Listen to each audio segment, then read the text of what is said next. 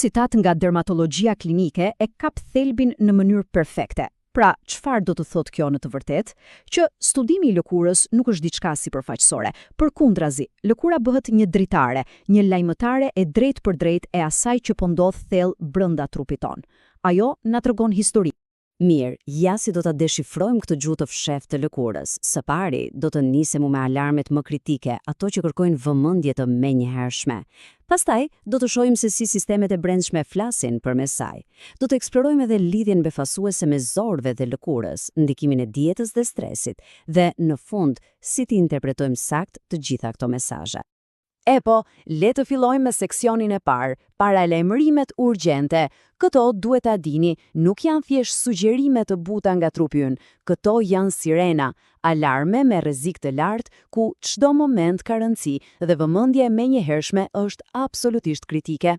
Melanoma është një shembull kryesor. Edhe pse tingëllon si një formë serioze e kancerit të lëkurës, dhe ashtu është, lajmi i mirë është se kur kapet herët, është jashtëzakonisht e trajtueshme. Thelbi qëndron pikërisht këtu. Zbulimi i hershëm bën të gjithë diferencën, dhe hapi i parë për këtë është të njohim vetveten. Për fat të mirë, ekziston një mjet shumë i thjeshtë për të mbajtur mend këto shenja, ABCD. A për asimetri, pra njëra gjysmë e nishanit nuk i ngjan tjetrës. B për buzë, skajet janë të çrregullta, jo të lëmuara. C për color ose ngjyra, ngjyra nuk është uniforme, ka nuanca të ndryshme. D për diametër, zakonisht më i madh se goma e një lapsi, dhe E për evolucion, çdo ndryshim në madhësi, formë apo ngjyrë. Prania e vetëm njërës prej këtyre është sinjali qartë për t'u konsultuar me mjeku. Një tjetër alarm urgjent është fashititi nekrotizues. Megjithse është i rrallë, ky infekcion përparon me një shpejtësi të frikshme duke shkatruar indet e buta. Këtu nuk flasim më për ditë apo orë, por për minuta që bëjnë diferencën. Prandaj, njohja e simptomave të tij unike është jetike.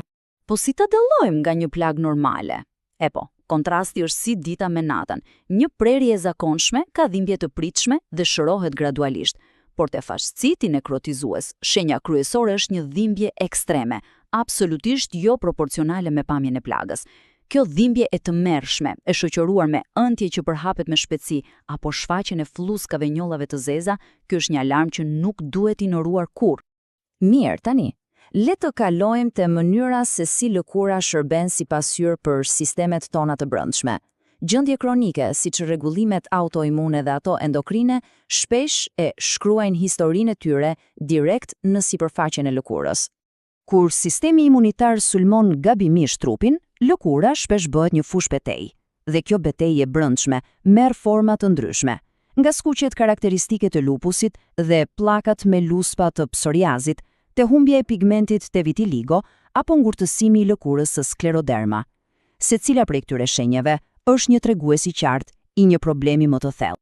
Edhe gjendra tiroide, ky regulator i vogël por i fuqishëm i metabolizmit ton, komunikon shumë qartë përmes lëkurës. Dhe ajo që është fascinuese është se si dy gjendje të kundërta krijojnë efekte po aq të kundërta. Një tiroide jo aktive, pra hipotiroidizmi, çon në lëkurë të thatë e të ftohtë, ndërsa një tiroide tepër aktive, hipertiroidizmi, e bën lëkurën më të hollë dhe shpesh shkakton kruajtje.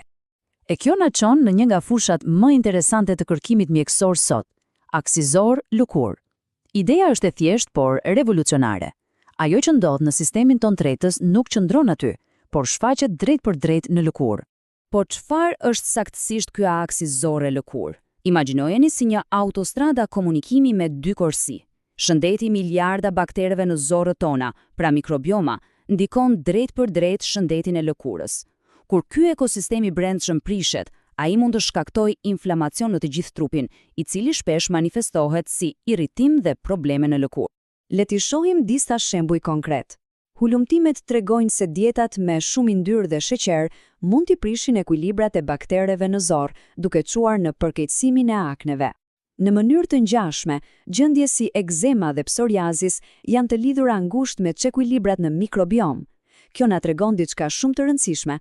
Shpesh, rruga drejt një lëkure më të shëndetshme fillon nga brenda, nga shëndeti i zorëve. Dhe kjo na çon natyrshëm te seksioni tjetër. Nëse zorët ndikojnë kaq shumë te lëkura, atëherë ushqimi që ham luan një rol kryesor. Ideja është e thjeshtë, ajo që vendosim në trupin ton reflektohet në sipërfaqen e tij. Kjo tabel tregon një lidhje të qartë dhe të drejtë për drejtë. Për shembull, një mungesë e thjeshtë e vitaminës C mund të shfaqet me shenja të çuditshme, si qime të përdredhura dhe mavjosje të lehtë, ndërsa mungesa e zinkut mund të shkaktojë inflamacion të lëkurës, pra dermatit dhe madje rrënje flogësh. Këto nuk janë thjesht fakte, janë sinjale të qarta që tregojnë se çfarë lëndë ushqyese i mungon trupit. Por nuk është vetëm ushqimi.